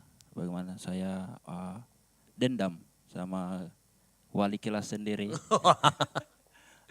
Bahkan pada saat itu setiap hari saya bicara begini, kalau saya ketemu ini guru, saya akan pukul dia, saya mau bunuh dia. Serius. Pada saat itu mungkin karena nakal-nakalnya juga, setiap hari saya bawa pisau-pisau kecil di dalam tas. Bilang, kapan saya ketemu ini guru saya hajar. Tapi ya puji Tuhan tidak terjadi yang tidak diinginkan juga, puji Tuhan sampai saat ini. Itu gara-gara apa? Karena kemalasan juga, malas belajar aja. Terus ditegur, maksudnya Iya, ditegur dan ditegur. gak terima diteguran. Iya. Yang terima tegurannya. Nah, yang bikin bingung juga orang kayak orang malas belajar begini, orang kayak nakal di sekolah, kok bisa dikasih masuk di pengurus OSIS begitu. Aneh. Nah, tapi ya waktu demi waktu bisa saya pelajari dan saya terima apapun yang terjadi, ya biarlah yang terjadi, tapi puji Tuhan tetap lanjut. Dan itu pengalaman saya juga. Kalau selama kuliah juga pernah mengalami hal yang sama. Tapi ini dalam kondisi apa ya? Kayak udah bisa membedakan mana yang baik dan mana yang benar. Dan bagaimana merespon yang baik dan merespon yang benar. Bagaimana merespon baik yang benar. Nah, saya juga orangnya kayak lama begitu untuk merespon, tapi apa yang disampaikan kepada saya itu pasti saya pikirkan bagaimana cara saya bisa menyelesaikan hal ini dengan baik sehingga orang yang memberi tanggung jawab bisa puas dengan apa yang saya lakukan, seperti itu. Nah, memang saya orangnya juga kayak susah sekali mau apa ya? Susah kayak bergaul akrab dengan orang. Tapi lama-kelamaan saya pelajari bagaimana harus memposisikan diri dengan orang-orang dan bagaimana juga memposisikan diri di suatu lingkungan seperti itu. Oke. Jadi kadang-kadang kita itu begini. Kadang-kadang kita itu seringkali untuk suatu kejadian atau apa kita itu mengerti, tetapi kita butuh waktu untuk proses. Betul atau tidak ya? Kadang-kadang kita itu butuh waktu untuk proses. Karena belum jadi kebiasaan. Jadi misalkan kita ditegur nih. Ada orang termasuk saya waktu lama-lama. Saya itu termasuk orang yang kalau ditegur saat itu juga. Saya nggak langsung lakukan. Tapi saya mikir. Dulu itu bisa 2-3 hari baru saya lakukan. Tapi kalau sekarang puji Tuhan sudah agak lambat. Sudah agak cepat. Jadi kalau sekarang itu saya dikasih tahu. Memang saya kayak nggak terima. Tetapi 1 jam kemudian saya lakukan. Gitu. Mungkin Anjas juga begitu. Gitu kan, maksudnya Anjas tadi ceritanya kan begitu. Dulu mungkin dikasih tahu hari ini, nanti 3 hari lagi baru lakukan. Mikirnya lama. Kalau sekarang puji Tuhan sudah maju Kak. Sekarang 3 jam baru saya lakukan. Kan gitu kan. Kalau bisa ya, kalau hal-hal yang baik harusnya kita dorong lagi, lebih cepat lagi kan gitu. Nah, kadang-kadang orang butuh untuk melakukan itu, kebiasaan itu dulu. Dibiasakan ya. Jadi setiap kita merespon kejadian gini. Poinnya adalah pertanyaan yang keempat itu, kita jangan terlalu reaktif terhadap suatu kejadian. Yang harus kita lakukan adalah kita merespon dulu dengan melihat situasi atau melihat keadaan. Apa sih yang diminta sama orang yang di depan kita? Apa sih yang diminta sama lingkungan sekitar kita? Itu dulu yang harus kita pikirkan. Sehingga kita bisa merespon dengan benar. Taci, begitu? Gitu ya. Jadi jangan terlalu Jangan terlalu reaktif, saya bilangnya sih merespon boleh, tetapi jangan terlalu reaktif. Jangan terlalu meledak-meledak, jangan terlalu ini. That's why kita tadi kasih tahu kan caranya kan. Gimana kalau kita berpikir rasional. Berpikir rasional itu pause sejenak, berhenti sejenak. Mikir dulu. Gitu. Ngerti maksud saya? Merespon dulu sejenak. Gitu. Nah, kemampuan ini, kemampuan kita melihat dengan siapa kita berbicara, kita ada di mana, kita dalam event apa, itu penting buat kita. Nah, sebenarnya mengelola emosi itu bagian dari itu. Mengelola emosi itu intinya ya itu. Dengan siapa kita berhadapan, di mana tempatnya, kondisinya seperti apa, tadi eventnya seperti apa. Itulah kita, kalau kita bisa melakukan itu, maka emosi kita akan dapat terkelola dengan baik. Ya. Emosi kita akan memuncak manakala kita lagi rapat, yang sedang serius-seriusnya teman kita bercanda terus, pasti memuncak. Kau bayangkan kalau misalkan kita semua itu tidak bisa menempatkan diri. Seperti itu. Nah itulah yang kita perlu, jadi gini ya, pagi hari ini saya tahu kita nggak berbicara masalah teknis, firman Tuhan atau Alkitab. Tapi kita berbicara mengenai bagaimana kita bisa kelola emosi kita dengan apa? Dengan dimulai dari diri kita sendiri. Semuanya itu dimulai dari kita sendiri. Bisa enggak sih saya menempatkan diri? Bisa enggak sih saya melihat ini? Bisa enggak sih saya punya empati? Itu dulu kita punya. Nah kalau kita punya seperti itu, teman-teman kita itu dahsyat, hebat, serius. Teman-teman kita itu diterima dengan baik di semua tempat. Karena kenapa? Oh ternyata anak-anak Gold CC itu, dia bisa tahu posisinya ada di mana. Dia bisa tahu kita lagi ngapain. Oh dia bisa ini. Nah, itu yang kita mau kejar dari teman-teman. Ngerti maksud saya? Nah kayak gini-gini sharing yang seperti ini yang kita butuh. Ditodong aja gak apa-apa. Nanti materinya saya akan kasih semua. Buat yang ini, yang pagi hari ini ada, kasih. Nanti tinggal digali-gali aja. Dan usahakan kalau misalkan tadi Anjas cerita, Habit juga cerita, dengarkan aja. Even mungkin atau siapapun yang cerita, even mungkin dia agak sedikit melenceng, gak apa-apa, terima aja. Cari poinnya yang mana, oh ini masih relate kok. Yang itu yang diangkat. Contoh misalkan tadi, sorry Habit bicara masalah wanita nih yang berpakaian begini-begini, jangan diangkat. Iya betul tuh wanita yang pakaian gini, jangan. Jangan diangkat di situnya, tetapi angkat di mana, oh iya mungkin seringkali dia gak tahu nih. Mungkin tempatnya di rumahnya, tetapi dia lupa di rumahnya ada tamu. Kan gitu, which is tamu ini bukan keluarga yang dekat, bukan keluarga inti gitu loh. Ini kan perlu juga jadi bahan pemikiran. Artinya bukan hanya tempat juga kita lihat, bukan hanya tempat, bukan hanya event, tapi siapa saja yang ada di situ. Gitu. Sehingga bisa well proper dari sisi berpakaian dan bisa diterima. Nah, itu yang diangkat. Jangan bahas seksismenya, kan begitu. Ya gitu ya. Ngerti maksud saya ya? Nah, ini kemampuan ini yang kita harus punya waktu kita memimpin komsel. Ngerti maksudnya ya? Gitu. Oke. Nah, saya rasa pagi ini saya sudah memperagakan.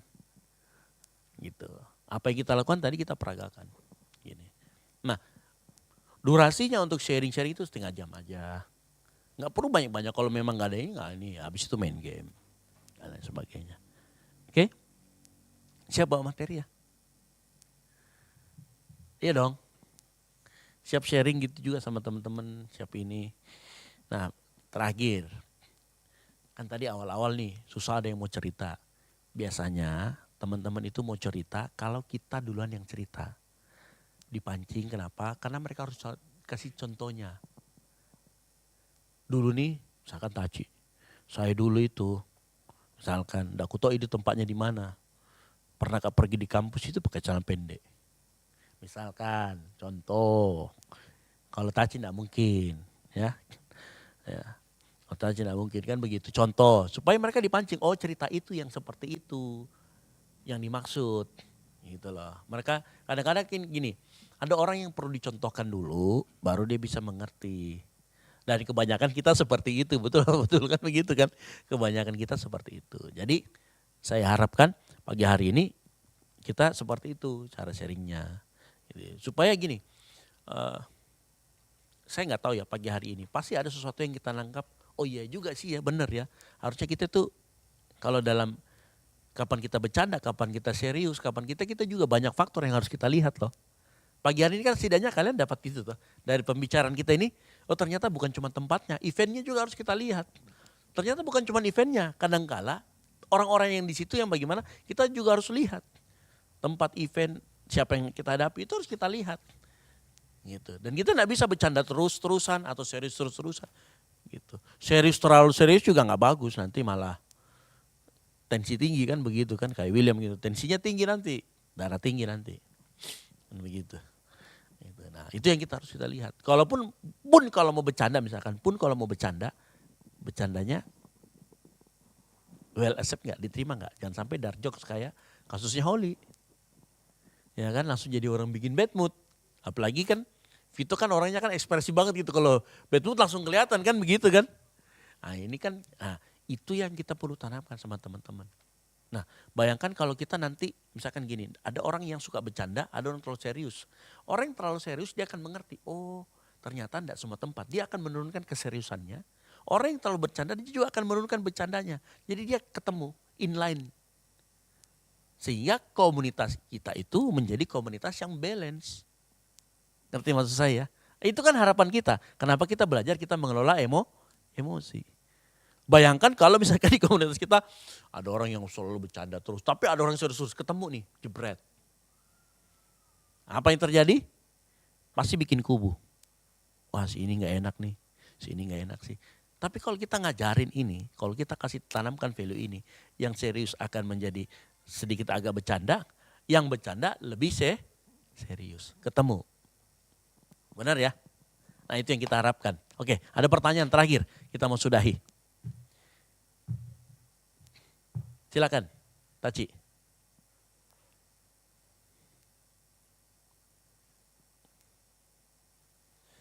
Terima kasih Taci buat pertanyaannya. Oh belum, baru ngambil mic. Oke, terima kasih banyak Kak. Jadi mungkin pertanyaanku tentang bagaimana reaksi kita, bagaimana kita harus merespon orang-orang yang tadi Kak, kayak misalnya orang yang cepat tersinggung, orang yang lebih banyak bercandanya atau orang yang terlalu serius. Kadang kan kita nggak bisa ya, nggak tahu bagaimana harus merespon ini. Kayak misalnya orang yang cepat tersinggung, kayak misalnya saya tadi, kan kalau saya kan mungkin diam. Bagaimana kalau misalnya orang yang... Kalau dia orang cepat tersinggung, kamu nyinggung dia minta maaf cepat. Iya, dia nunggu kata maaf. Kalau orangnya serius. Dia tersinggung dan... Pokoknya kalau ada orang tersinggung, ya cepat-cepat minta maaf. Kan ini kasusnya, dia serius, cepat-cepat minta maaf. Kan begitu. Ya kan? Kalau kamu yang tersinggung gimana? Nah itu kan masalahnya lagi. Kalau kamu yang tersinggung bagaimana? Kalau saya sendiri Kak tersinggung, itu yang tadi sih Kak. Diam. Karena saya tahu diriku, perasaanku cepat tersinggung. Jadi takut Kak terlalu salah bereaksi. Jadi diam. Ya, jadi tipsnya gimana? Kalau kita yang tersinggung, berpikirlah rasional. Tenangkan diri kita dan kita berpikir, kenapa dia begitu ya? Gitu. Jangan sampai dia suka sama saya, kan begitu. Siapa tahu. Misalkan ini, dia ini orang tuh enggak aku suka sekali. Kenapa? Bercanda terus sama saya. Kan begitu. Ini percakapan interpersonal misalkan dalam pribadi. Ini orang bercanda terus dari tadi. Kenapa ini orang bercanda terus sama saya? Dan terus saya seriusan kah? Nah kan kita bisa, ini kita berpikir begitu. Mungkin kita sampai pada kesimpulan, jangan sampai dia suka sama saya. Nah, kan bisa. Tapi inti dari itu adalah berpikir sejenak. Jangan terlalu gegabah. Jangan terlalu meledak. Orang baru ini, jam mau kok keterlaluan kok. Apa? Kau, serius-serius kok sedikit. Langsung kita marahin. Sometimes kita perlu kayak gitu ya. Berpikir rasional. Kenapa sih dia begitu? Kenapa sih begini? Siapa tahu jawabannya betul. Oh, ini orang lagi cari perhatian sama saya. Karena hasil dari kita berpikir rasional. Kita nggak kebawa emosi. Jadi kita bisa tahu, oh ternyata cari perhatian. Oh ternyata karakternya seperti itu. Kayak tadi yang dibilang sama William. Oh memang karakternya seperti itu. Gitu. Nah kalau memang karakternya seperti itu, makanya tadi saya bilang kita ajar ini supaya yang terlalu hype diturunkan sedikit, yang terlalu serius kita ketemukan di frekuensi yang normal. Frekuensi yang normal. Gitu. Nah teman-teman kita kan beragam sekarang. Ada yang serius banget, ada yang setiap kali bercanda, ada yang nice, macam-macam. Gitu. Makanya kita perlu ajari itu di teman-teman komsel kita. Oke, di ground kita. Taci gimana? Siap ya? Percayalah, orang yang tersinggung, dia cuma butuh satu kata kok. Sorry ya, maaf nah. Gitu. Oke, cuma butuh itu kok. Sama seperti kalau kita terlambat nih, kan gini, kadang-kadang kita itu pengen tepat waktu. Cuman kita kadang-kadang entah itu ban motor macet atau tiba-tiba ada macet di mana kita lihat di maps lancar Ji, tapi macet pas di situ. Akhirnya membuat kita datang terlambat. Ingat, yang dibutuhkan orang itu bukan ketawamu. Bukan hihihi, halo bro, orang nggak butuh itu. Yang orang butuh itu, sorry nah, terlambat. Nah, gitu. Udah sorry aja terlambat, gak usah pakai alasan apa. Karena semakin banyak alasan, ya kan, semakin dia tahu kita itu cari-cari alasan. Udah sorry aja, sorry terlambat brother. Gitu. Kalau kita latihan, kalau kita udah kena jadwal pelayanan atau apa, gitu. Itu kata-kata itu yang orang tunggu, bukan cuma sekedar ini. Gitu. Bagaimana Tama, betul? Apa betul? Nah, terutama kalau Tama jadi FD ya, ini curhatannya Tama loh. Nah, yang dibutuhkan itu sebagai konfirmasi. Ini sorry ya Tama ya, gitu. Oke, ada lagi pertanyaan? Jadi saya harapkan pada saat kita bertemu seperti ini, di ground-ground kita tahu maksudnya kenapa kita membicarakan masalah itu. Gitu. Itu tadi, karena kita ini beragam emosional, beragam tipe orang, tapi kita mau semuanya dalam ada frekuensi yang berimbang. Gitulah, berimbang. Oke? Baik, mungkin pagi hari ini sampai di situ. Ini nanti bahannya nanti saya akan kasih di hari Senin. Ya, ada beberapa yang saya harus modifikasi. Kita akhiri sahabat kita akan berdoa. Mari kita tunduk kepala, kita berdoa. Bapa yang ada di dalam surga, kami mengucap syukur dan berterima kasih buat pagi hari ini. Kami belajar, di pagi ini kami mencari wajah Tuhan, kami mencari firman Tuhan. Kami juga belajar bagaimana kami bisa menempatkan diri dimanapun kami berada Tuhan. Kami tahu kami tidak bisa berjalan sendiri. Kami butuh Roh Kudus yang memimpin kami kepada kebenaran demi kebenaran. Sehingga hidup kami hidup di dalam kebenaran. Pagi hari ini juga Tuhan kami serahkan semua anak-anak-Mu yang menyaksikan juga secara online. Kami serahkan ke dalam tangan-Mu biar mereka diberkati dengan pembicaraan kami, dengan sharing kami pagi hari ini. Dengan bahan-bahan yang kami berikan. Kami berdoa biar Tuhan Yesus memberkati kehidupan mereka secara rohani. Kami juga berdoa Tuhan Yesus untuk kegiatan kami selanjutnya. Kami yang akan melakukan kegiatan, Tuhan tolong, Tuhan sertai. Buat apapun yang kami kerjakan berhasil. Sehingga nama Tuhan ditinggikan serta dimuliakan.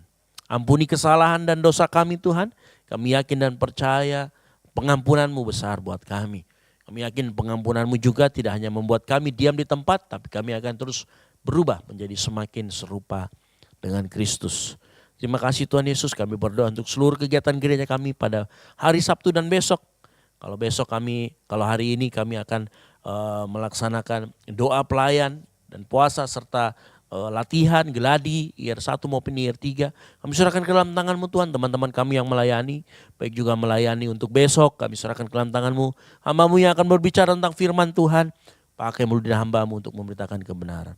Kami serahkan semuanya doa ini Tuhan Yesus, berkati kedua orang tua kami dimanapun mereka berada, berkati keluarga besar kami, apapun yang mereka lakukan biarlah untuk kemuliaan nama Tuhan. Dan kami semuanya Naikkan doa kami hanya dalam satu nama, nama Tuhan Yesus Kristus. Di dalam nama Tuhan Yesus Kristus kami mengucap syukur dan berdoa. Haleluya. Amin. Amin. Oke, selamat